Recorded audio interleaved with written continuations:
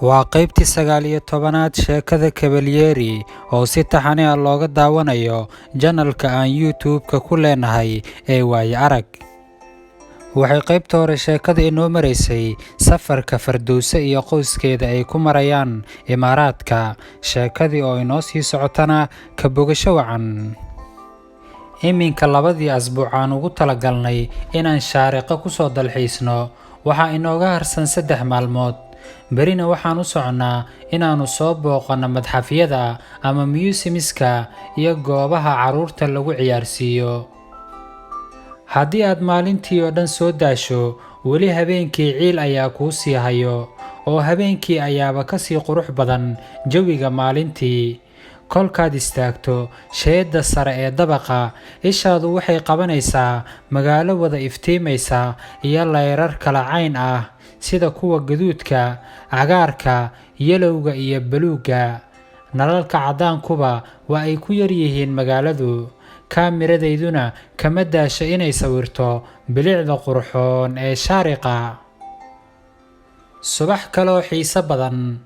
Waa subax ka xiiso iyo qurux badan subaxyadii hore.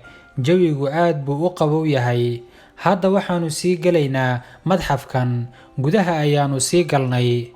Waxaan sii gelaynaa albaab yar oo ay ku qoran tahay The Iron Age 1300 ilaa 300 BC ama Ciise ka hor. Waa meel aad ku cajab gelinaysa markaad soo dhex istaagto.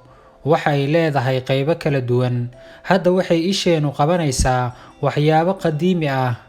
Waxaaba ka sii daran meeshan iminkaan soo galnay.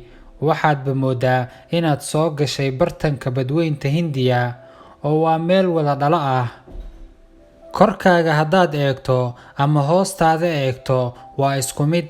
Xitaa dhinacyadaada waxaa keliya kuu muuqanayo kalluunka kala caynka ah ee aadka u quruxda badan. Anigoo aad ugu mashquulsan sawirashada indho-daraandarkan ayaa Cabbaas iga dafay kaamirada. Kolkaasaan ka daba orday. Anigoo ka daba haadaya ayaa qof garabka ku dhuftay. Dib baan u soo jeestay si aan u raaligeliyo. Waaba isagii. Waa wiilkii aan roobka dartii isu baranay. Waa cajaa'ib, intana maxaa keenay? Kolkaasuu inta aanan kelmad dhihin ayuu gacantiisa kor u soo qaaday, dabadeedna waa ka farihiisa ii dhaqdhaqaajiyey isagoo ileh ila liqaa ama is aragti dambe. Wuuba iska sii dhaqaaqay. Waan ka soo daba orday oo garabka ayaan qabtay si aan u soo jeediyo. Markaan soo jeediyey ayaan ku dhahay, adigu markasta aan isiraa la hadal waad iska dhaqaaqdaa, xitaa jaanis waad isiin weyday aan kuugu mahad celiyo. Kolkaasuu inta dhoola caddeeyey ayuu igu yidhi, qofkan jaanis u siiyo inuu ii mahad celiyo waa qof aan rajo ka qabo inuu ila saaxiibo.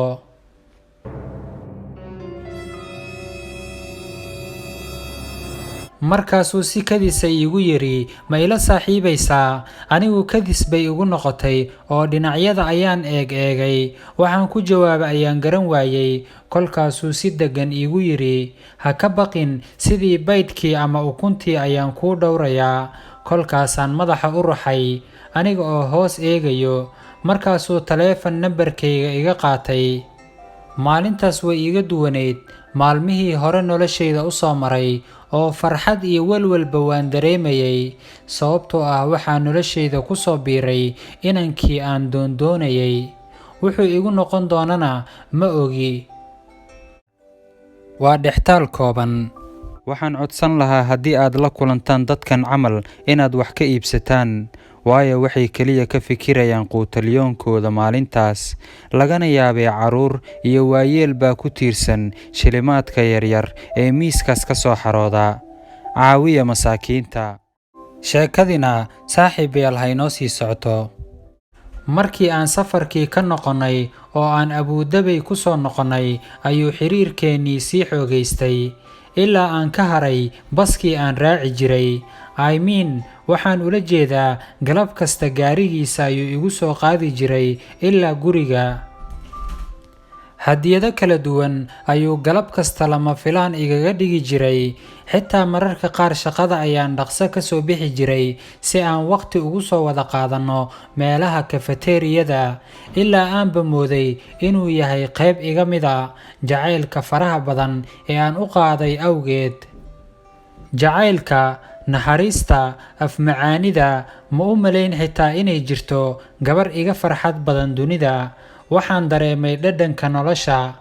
weligay horay jacayl imuusan soo marin, laakiin jacaylku waa nolosha ugu macaan ee lamaano dhex maro. 2 bilood ayuu xiriirkeennu socdaa, laakiin ma moodo 2 bil iyo wax la mid ah, ee waxay ila tahay inaan sannado wada soconno. lama filaankii iigu farxadda badnaa wuxuu ahaa, waxay gabar kasta jeceshahay inay ka maqasho lamaanaheeda waa inay midoobaan, inaan isguursanno. aad baan ugu farxay arrintan oo waxaan ku dhahay waalidkayga ma la wadaagi karaa. wuxuu igu yidhi, maya xabiibti, waxaan rabaa inaan lama filaano uga dhigno arrintan, ee hadda ma ahan. sidii ayaan isku afgaranay. maalin ayaa waxaa dhacday inaan ugu tegay hoteelkii uu deganaa si aan hadiyad lama filaan uga dhigo. waan garanayay qolka namarkiisa. kolkaan ilinka qolkiisa imid ayaan wacay oo aan ku dhahay, Fardowso waay ee iridda iga fur. kolkaas wuu yidhi, iridda iga fur wadda maxaad mar hore iigu soo sheegi weysay? waxaan ku dhahay, waqti aan doodna ma joognee, iga fur. kolkaasuu iga furay, ayaan islaab gelinay. markaasuu igu yidhi si xishood leh, soo dhowow, haddaan ogaan lahaa inaad imaanayso qolka waan sii kala habayn lahaa. waxaan ku dhahay, no, wax dhiba ma lahan, ani shisheeye kaama ahi. sweet, give me 2 minutes, ama macanto isug 2 daqiiqo, ayuu igu yidhi. suuliga ayuu galay. intuu suuliga ku jiray ayaan inta boorsada meel saartay qolkii habays u galay. la soco qaybaha kale. sheekadan Cavalieri hadduu alla idmo waxaad ka dhammaysan doontaan janalkan waaye arag.